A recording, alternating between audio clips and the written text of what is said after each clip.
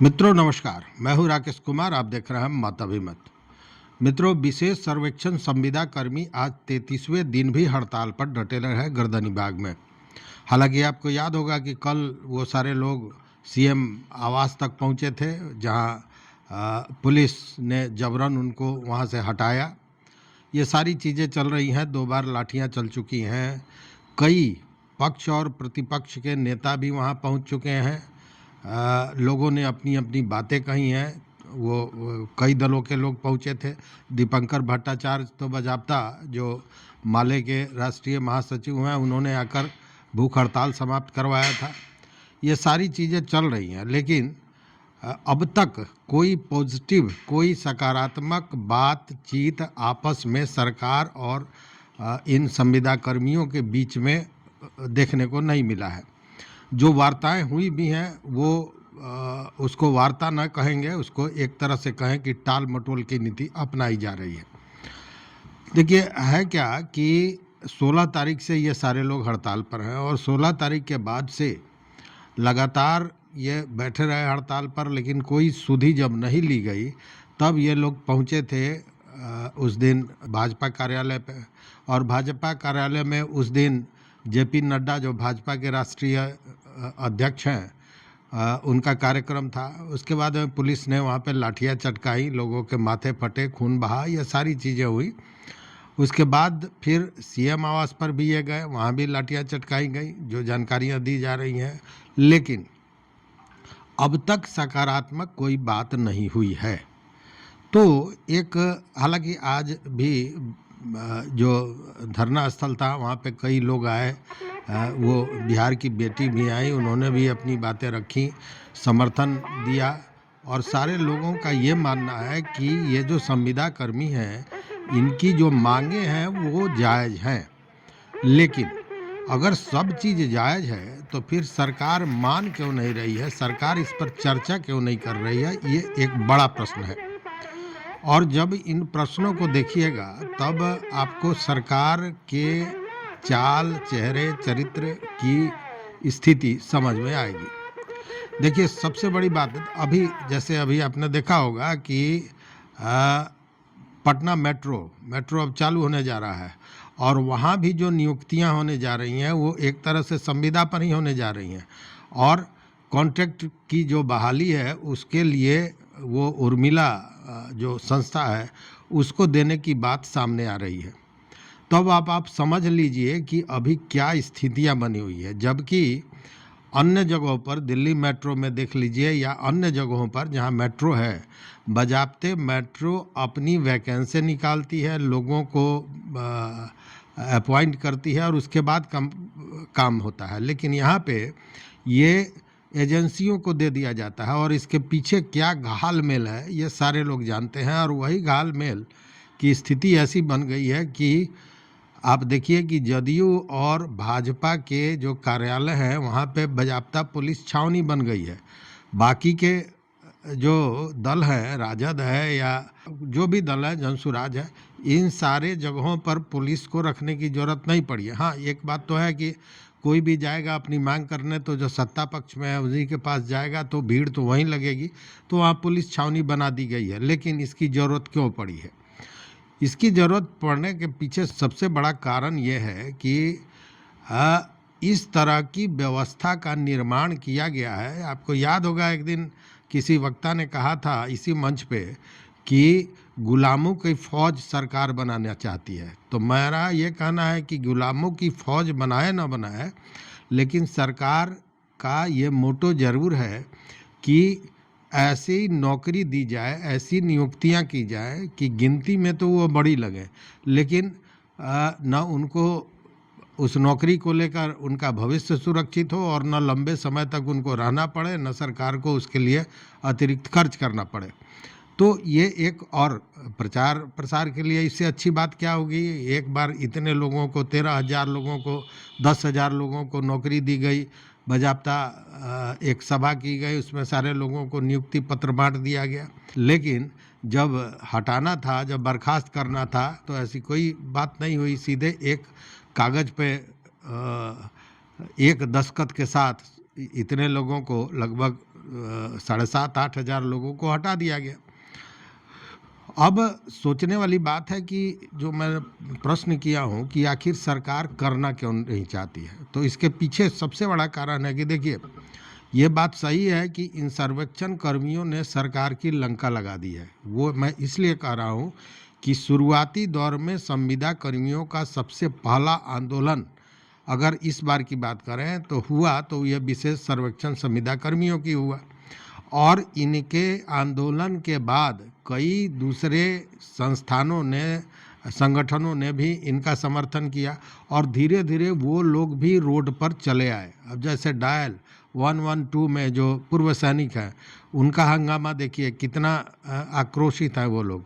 फिर जमादार दफादार, उसके अलावा बहुत से लोग हैं, शिक्षा विभाग से भी लोग हैं, स्वास्थ्य विभाग की जो ANM हैं वो हैं। तो इसमें से मैक्सिमम लोगों को आप कह सकते हैं कॉन्ट्रैक्ट पर हैं या संविदा पर हैं, और ये सारे लोग सड़क पर आ गए। अब सरकार के लिए ये गले की हड्डी बन गई है कि अगर एक आदमी को करते हैं तो सारे लोगों को की जो मांग है उस पर भी विचार करना पड़ेगा। देखिए, ये बड़ा अच्छा उस दिन एक प्रश्न पूछा था गरिमा सिंह ने न्यूज़ 24 पर कि आप करोड़ों महिलाओं को 10-10 हज़ार रुपया दे सकते हैं, जिसका बजट कितना बड़ा होता है ये देखें, लेकिन जिनका परिवार है, जिनको आप ही ने नियुक्त किया है, उनको आप सड़क पर छोड़े हुए हैं। क्या 13,000 लोगों के लिए आपके पास वो व्यवस्था नहीं है? तो प्रश्न तो उठेंगे, स्वाभाविक है। लेकिन फिर वही सवाल है कि आखिर क्यों नहीं करना चाहती है सरकार। तो सबसे पहले तो मैंने जो बताया कि सारे लोग जितने भी संविदा कर्मी हैं इसी तरह की चर्चा करेंगे कि उनको नियमित किया जाए। दूसरी बात कि नियमावली का हवाला दिया जाता है कि नियमावली में जब इनका नियुक्ति इनकी हुई थी उस समय नियमितीकरण का कोई मामला नहीं था, और शुद्ध रूप से ये संविदा पर थे। तो वैसी स्थिति में जब नियमावली का हवाला दिया जा सकता है, तो एक साधारण सा सवाल है कि जब अन्य संविदा कर्मियों के नियमावली में सुधार करके उनको अगर नियमित किया जा सकता है तो इनको क्यों नहीं किया जा सकता है, पहली बात। दूसरी बात कि ये जो संविदा पर बहाली है उसको कहा जा रहा है कि जब ये प्रोजेक्ट समाप्त हो जाएगा तो इनका क्या होगा। तो ये भी बात सही है कि यह प्रोजेक्ट समाप्त हो जाएगा तब क्या होगा, लेकिन ये प्रोजेक्ट समाप्त कब होगा? चूँकि टाइम बॉन्ड तो इस प्रोजेक्ट को, कम से कम सर्वे वाले प्रोजेक्ट को आप कर नहीं सकते हैं। इतने दिनों से करने के बाद 2% अगर काम होता है, 2-3%, उस स्थिति में यह तय कर लेना कि इतने दिनों में हम कर लेंगे, ये संभव नहीं है। आपको याद होगा जब सर्वे शुरू हुआ था तो सरकार जिस उत्सुकता के साथ, जिस जोशो खरोश के साथ इस सर्वे को लाई थी, तो लग रहा था कि 2-4 महीने में ही हो जाएगा। और उसके बाद क्या हुआ, जब सर्वे शुरू हुआ और लोगों के पास कागजात नहीं थे, सरकार जो कागजातों को सुरक्षित रखने का जिम्मा रखती है वो खुद खाली हाथ थी। उसके बाद में हंगामा सड़क पर हुआ। सड़क पर जब हंगामा शुरू हो गया तो सरकार में ही बैठे हुए लोग, विपक्षी तो विरोध में थे ही, सरकार के साथ बैठे हुए लोगों ने भी इसका विद्रोह कर दिया, विरोध कर दिया।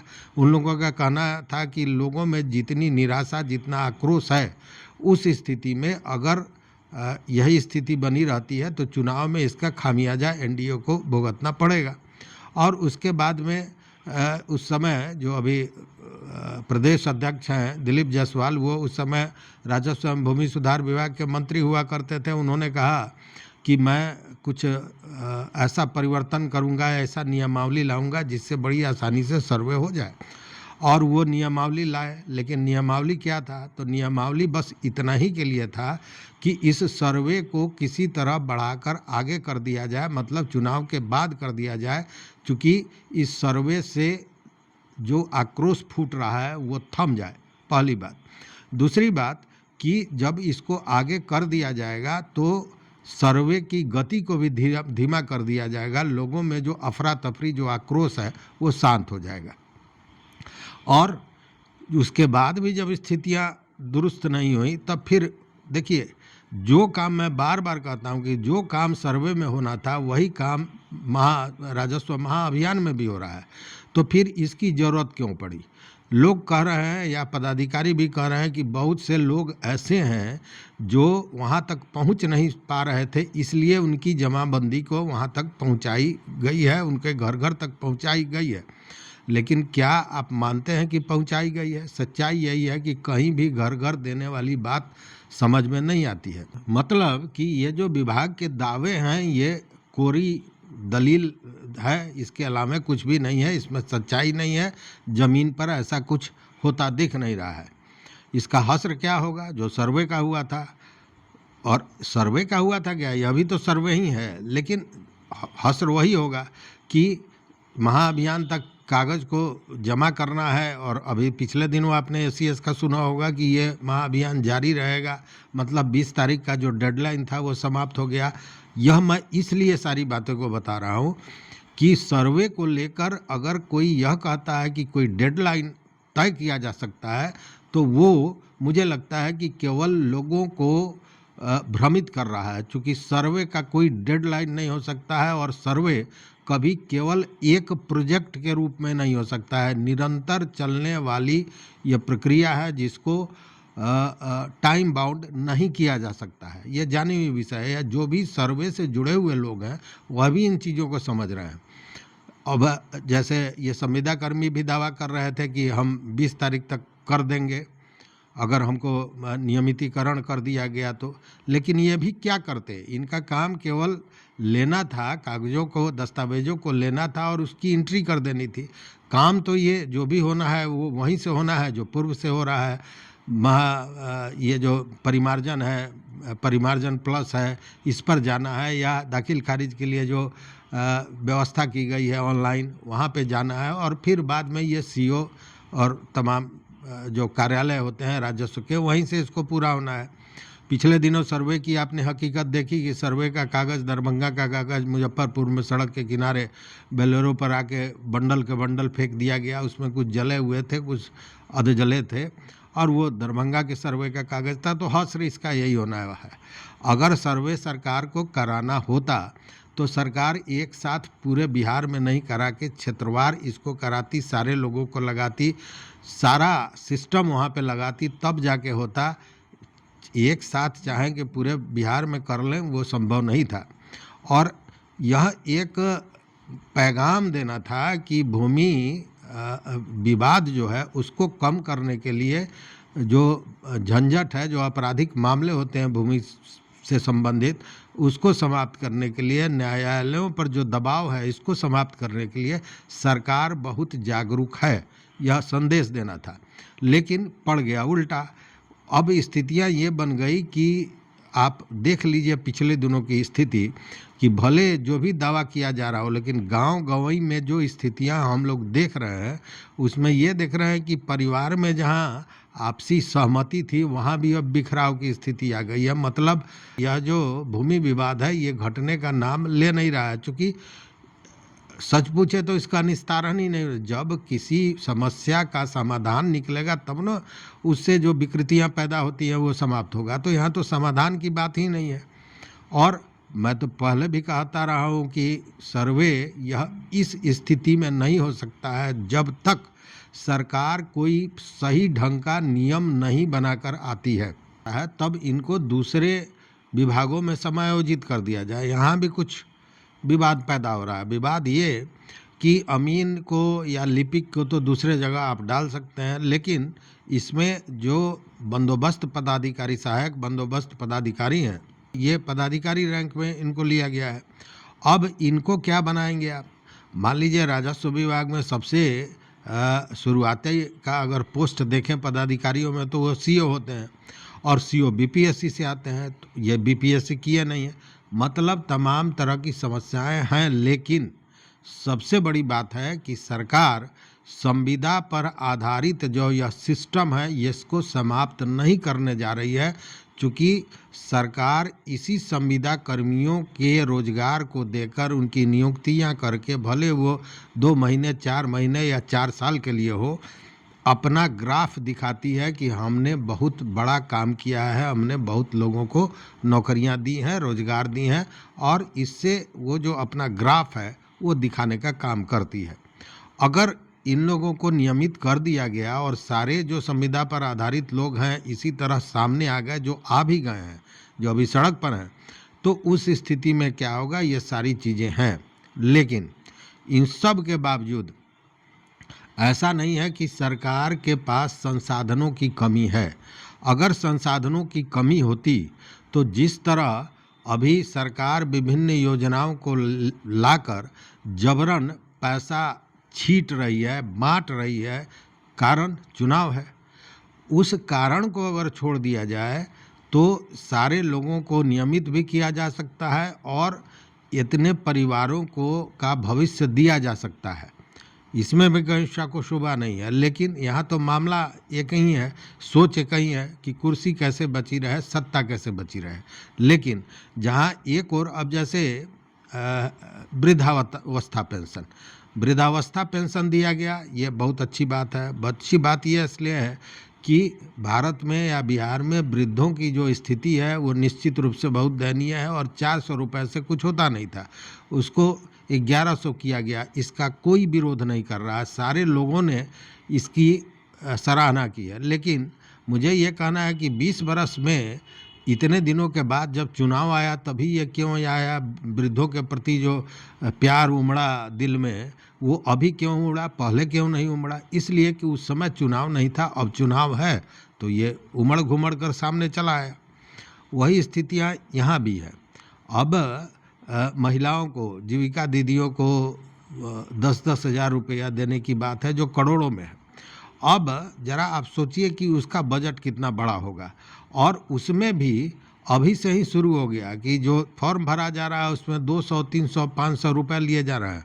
मतलब ये सारे चीज़ों को भ्रष्टाचार के गंगोत्री है उसी में डाल दी जा रही है और इसका लाभ कौन ले रहा है ये कहने की बात नहीं है। अभी आप देखिए, मैं कई जगह देखा हूँ कि अभी हर जगह विभाग के लोग जो मंत्री हैं, संतरी हैं, इस तरह के लोग हैं, बड़े पदाधिकारी हैं, वो जिलों में घूम रहे हैं और तमाम योजनाओं की समीक्षा हो रही है। और समीक्षा क्या हो रही है कि समीक्षा के बाद रिपोर्ट जमा किया जाता है और ये रिपोर्ट क्या होता है आप जानते हैं, और नहीं जानते हैं तो जान लीजिए।